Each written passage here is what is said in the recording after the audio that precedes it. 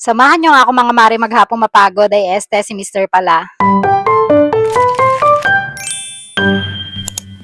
Hello, hello mga mare! Welcome to my mini vlog! Ganito nga mga mare yung dingding namin dito sa apartment. Studio type lang kasi to mga mare tapos nilagyan ng division para maging kwarto. Kaya ano pang iniintay, umpisahan na natin yan. Wala nga kaming hagdan mga mare kaya tatlong upuan na nga yung ginamit ko dito. Inapat na nga ni Mister kasi hindi ko na nga talaga abot mga mare. Ang nilagay ko nga dito mga mare ay PVC wallpaper self-adhesive. Nakikita nyo mga mare may puti yung white bricks na nakalagay dyan. Sa ilalim, hindi ko na nga tinanggal yan mga mare. Nilagyan ko kasi yan noon kasi may nakaawang dyan na plywood. At ayun nga, may nangungulit na nga na bata. Actually, last month ko talaga to binili, itong wallpaper na to. Kaso hindi ko nga magawa-gawa kasi pag kami lang dalawa mga mare at ginagawa ko to, naku, wala yung tigil yan siya. Lagi yung punta ng punta sa akin. Si Mister na nga mga mare dito yung nagpatuloy. Yung unang gawa ko kasi mga mare medyo tabingi. Ang taas kasi mga Mars, hindi ko na nga masyado napansin kaya tumabingi na. At nagdi-discussion nga kami dito mga mare ni Mister kasi sabi ko sa kanya hatiin namin yung pinaka PVC wallpaper kasi gusto ko nga yung white yung nasa taas niya tapos yung kalahati naman is yung pinaka PVC. Gets niyo ba? Basta maya makikita niyo mga mare. Tapos pinalagyan ko pa nga ulit ng isa pa dito mga Mars para hindi malaki masyado yung pagkakasakop ng pinakaputi na ilalagay nga dito na wallpaper. Hapon na nga kami mga mare nakapagsimula kaya ginabi na kami dito. Kaya sabi ko kay Mister kumain nga muna kami. At ayan, basta naghain ako mga mare, talaga yung anak ko nangungunay yan siya. Di bali dito nga mga mare sa nilagay namin naubos yung isang roll na wallpaper. At dito nga mga mare kumain si Bella sa lapag. Lumipat nga siya dito mga mare kasi nanonood siya ng TV. Talbos ng kamote nga mga mare ang kinakain niya. Napakahilig talaga ng batang yan sa gulay.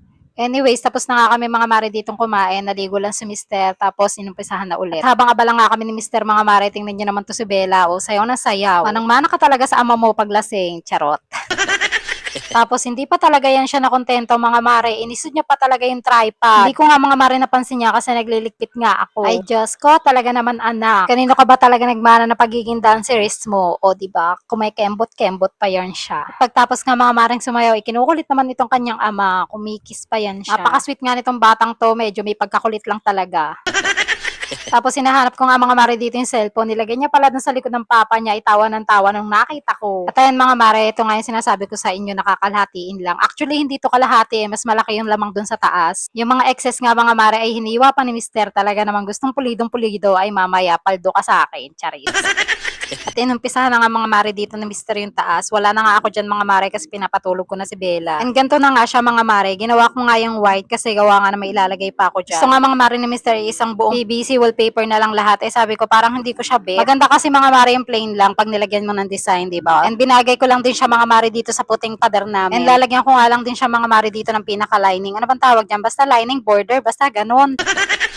Para matakpan din mga mare yung duktungan. O di ba parang mas maganda, di ba mga Mars? Gusto pa nga dito mga mare ni Mr. gamitan ng medida para nga naman pantay na pantay. Sabi ko nga wag na, okay na yan. Syempre may paghagod-hagod pa nga ako dito mga mare para naman may ambag kahit papano, di ba? Charis.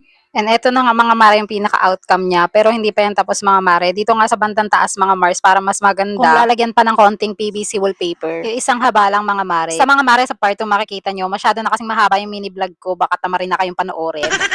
Andito naman mga mare sa pinto, may ilalagay nga ako ditong wallpaper. And dyan sa taas ng pinto, baka yung PVC wallpaper na lang din. Pati nga rin dito sa gilid niya mga Mars. And kung may isasuggest kayo mga Mars, comment nyo lang dyan sa baba, babasahin ko. And yung ginamit ko nga dito mga mare na wallpaper, ilalagay ko na nga lang dyan sa comment section kung bet nyo rin. And ayun lang mga mare, see you on my next mini vlog sa part 2. Please like, follow, and share. Bye!